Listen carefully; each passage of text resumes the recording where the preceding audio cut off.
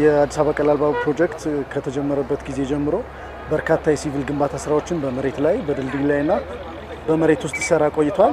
አሁን በዚህ ሰዓት በመሬት ላይ ያለው ክፍል ላይ የሲቪል ግንባታ ስራው ተጠናቆ ባለበት የሀዲድ ማንጠፍ ስራ ነው የተጀመረ ያለው። ይሄም ትልቅ ምዕራፍ ነው በቀላል ባቡር ፕሮጀክቱ ሂደት ላይ ማለት ነው። አሁን የቀላል ባቡር ፕሮጀክቱ የሀዲድ ማንጠፍ ስራ የጅማሮ ስራ ነው። አሁን ዛሬ የምታዩት ወደ 500 ሜትር የሚደርስ የጅማሮ ስራ ነው። ከወሰን ማስከበር ነፃ ሆነው የሲቪል ግንባታ ስራዎች በተጠናቀቀባቸው የመሬት ላይ ክፍሎች በተለይም ከመገናኛ አደባባይ እስከ አያት አደባባይ እንደዚሁም ከጎተራ አደባባይ ማሳለጫ እስከ ቃሊቲ አደባባይ ድረስ ባለው ክፍል ውስጥ የዚህ የሀዲድ መዘርጋት ስራ የሚቀጥል ይሆናል። ከዛም በመቀጠል የድልድይ መደርደር ስራው በተጠናቀቀባቸው ክፍሎች ላይ በቀጥታ ከድልድዩ አካል ጋር የሚተሳሰሩ አጫጭር ስሊፐሮችን ወይም የሀዲድ ርብራቦችን በመጠቀም በድልድይም ላይ የሀዲድ ማንጠፍ ስራ እንደዚሁም በመሬት ውስጥም የሀዲድ ማንጠፍ ስራዎች የሚቀጥሉ ይሆናል ማለት ነው።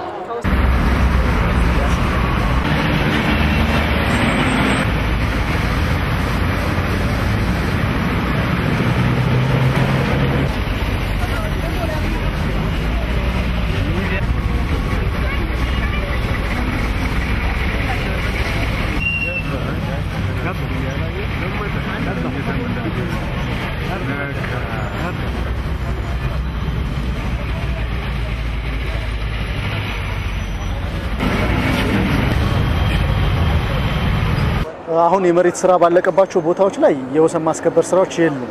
ተጠናቆ ነው የሀዲድ ማንጠፍ ስራ የተጀመረው። ግን ከባለድርሻ አካላት ጋር የምንሰራቸው ስራዎች በተለይም ከመገናኛ ጀምሮ እስከ ሜክሲኮ ድረስ ባለው ክፍል ላይ የአዲስ አበባ መንገዶች ባለስልጣን የሚሰራቸው አደባባዮች አሉ።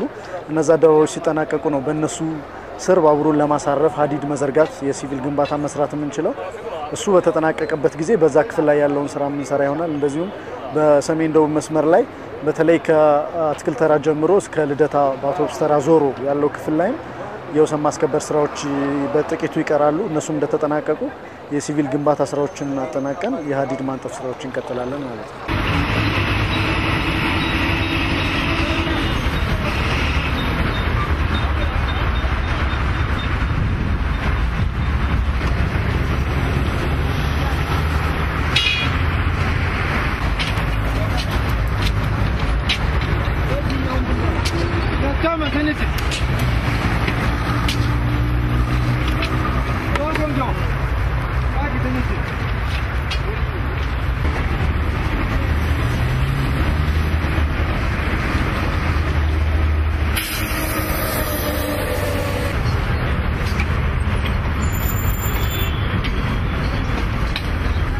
በዚህ አመት በተለይ አብዛኛውን የሲቪል ግንባታ ስራ በመሬት ውስጥም በድልድይ ላይም በመሬት ላይም የምንጨርስ ስለሚሆን ከዛ በኋላ ያሉት የኤሌክትሪፊኬሽን የባቡር መገጣጠም ስራዎች የሊፍት የኤስካሌተሮች መገጣጠም ስራዎች ስለሚሆን አሁን ያለው ከፍተኛ ጫና የማይኖር ይሆናል ከዚህ አመት በኋላ ማለት ነው። ስለዚህ ህብረተሰቡ ያደረገው መታገስና መተባበር እንደዚሁም መንግስት ያደረገው ክትትልና ድጋፍ በዚህ ፕሮጀክት አፈጻጸም ላይ ወደር የማይገኝለት ነው ተብሎ ነው የሚገለጸው።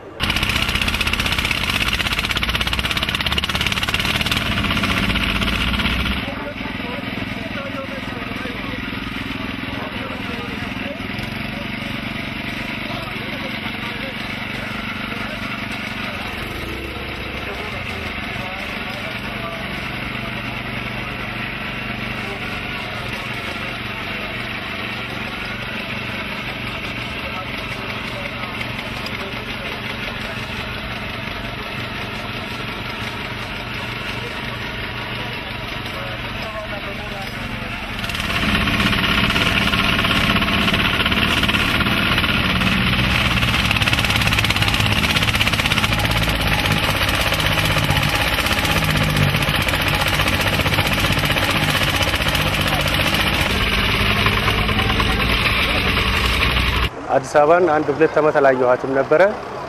ነገር ግን መንግስት በወሰደው የአዲስ አበባን የማልማት እና ኢንፍራስትራክቸሯን የማሻሻል ፕሮግራሙን ሳይ በጣም ብዙ ለውጥ ነው ያየሁባት።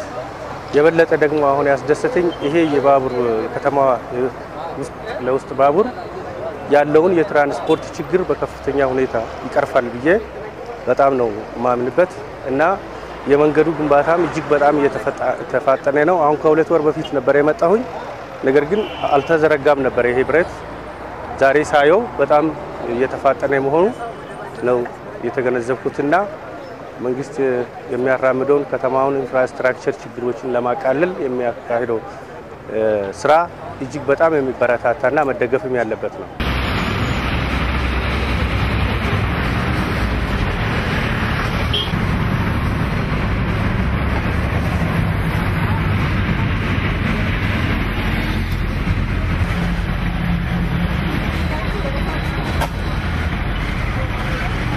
አሁንም ህብረተሰቡ እስካሁን ያየነውም በትግስትና በራስ ተነሳሽነት ነገ የኔ ጉዳይ ነው አገሪቷ እየለማች ነው ብሎ በትግስት ሁሉን ነገር ያለውን ቻሌንጅ እየተካፈለ ነው ያለው አሁን በርግጥ እንደምናየው።